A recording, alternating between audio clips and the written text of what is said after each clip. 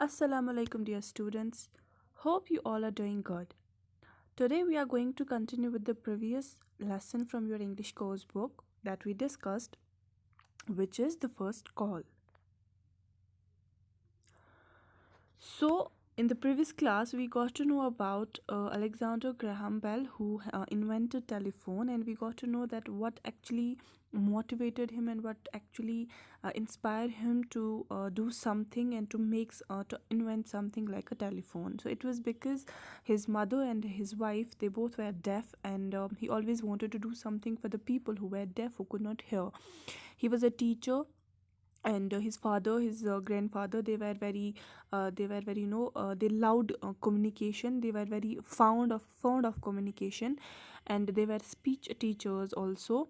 So he always wanted to do or invent something which will be a very ease which will be of a very ease for the deaf people. So for that, he also made some visual images, with the help of which the deaf people were able to just know, because they couldn't hear the word. They just because of the visual images that Alexander Graham Bell made, they were able to know that how they have to use their mouth, their throat, and their tongue while saying a word, while pronouncing a word. So this is something we discussed in the previous class.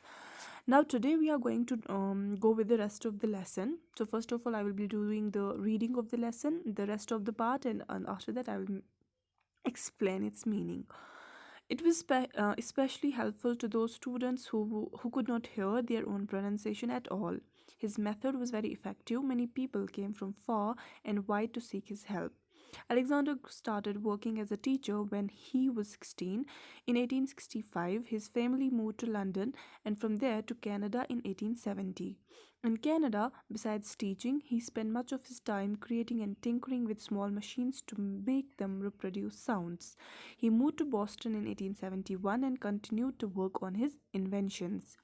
In 1876, Alexander made his first usable telephone and spoke briefly to his assistant. The telephone was an instant success. The first telephone was installed in a private home in 1877.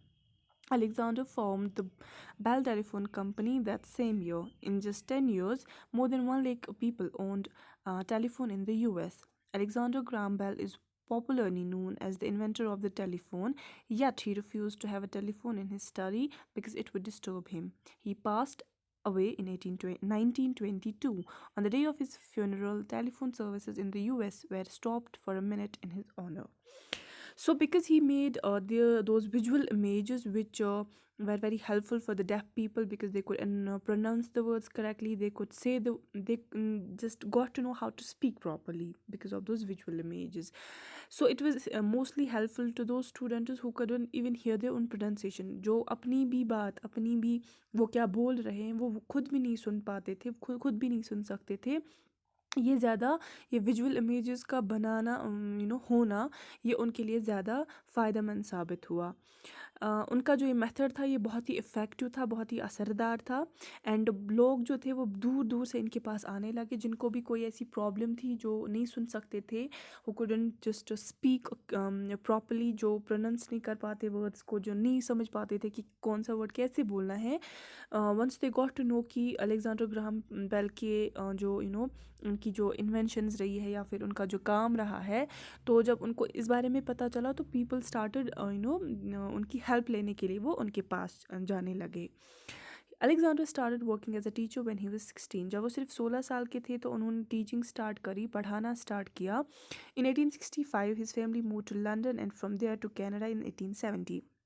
Since इनका जन्म जो है वो Scotland में हुआ था, but 1865 में इनकी फैमिली जो है उन्होंने शिफ्ट किया टू लंदन, बट लंदन से फिर वो कनाडा चले गए 1870 में।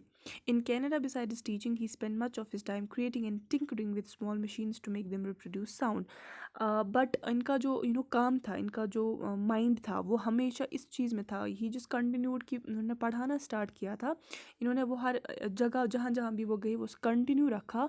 But at the same time इनका ऑल्सो टाइम जो था वो स्पेंड होता था to make machines, to invent things, to make things and also to repair things. जो ख़राब हुई होती थी चीज़ें, उनको रिपेयर करना, इनका ये हमेशा इनको ये अच्छा लगता था हर टाइम पे ये काम करना।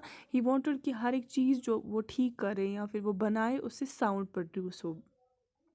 He moved to Boston in 1871 and continued to work on his inventions. तो फिर कनाडा से वो बॉस्टन शिफ्ट हो गए 71 में, 1871 में, एंड कंटिन्यू उन्होंने अपना काम किया जो था कि he wanted to invent a machine, he wanted to, जो भी इनके इन्वेंशंस थे उन्होंने उस पर काम करना कंटिन्यू रखा।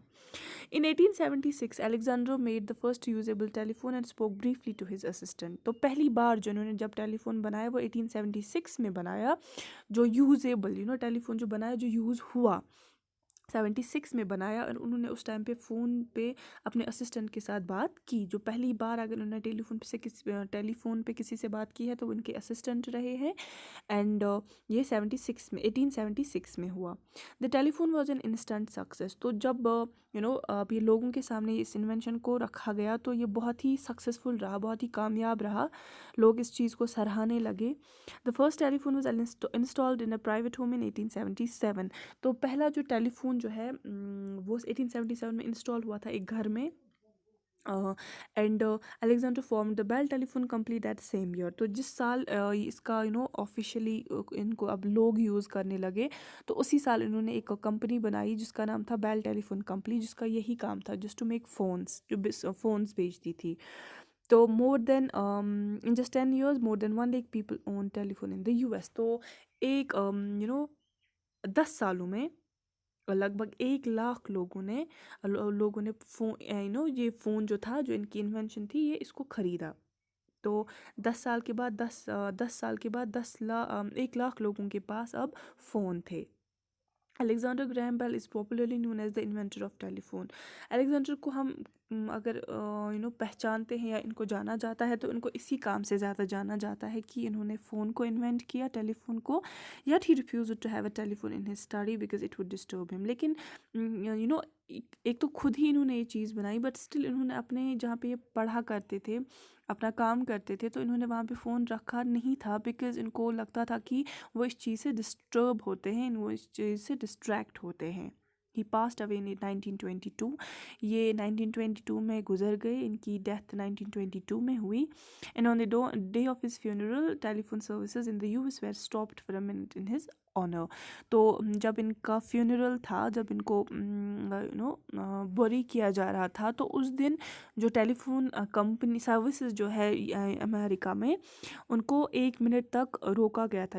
वन कुडंट कॉल एनीवन, ना तो कॉल आ सकती थी ना जा सकती थी। तो ये ऐसा किया गया था 1 मिनट के लिए USA में, तब जब अलेक्जेंडर ग्राहम बेल का उनकी डेथ हुई in the honour, because he was the one who actually invented this thing. तो उनको उनको इज्जत देने के लिए, जस्ट टू ट्रिब्यूट हिम, उनको ट्रिब्यूट देने के लिए इन्होंने 1 मिनट तक जो है टेलीफोन सर्विसेज को काटा था, स्टॉप किया था, रोका था। Okay, so this is all about Alexander Graham Bell, that what he did for the people and किस तरह का काम उन्होंने किया। I hope आपको ये lesson understood हुई होगी। Thank you and have a very nice day.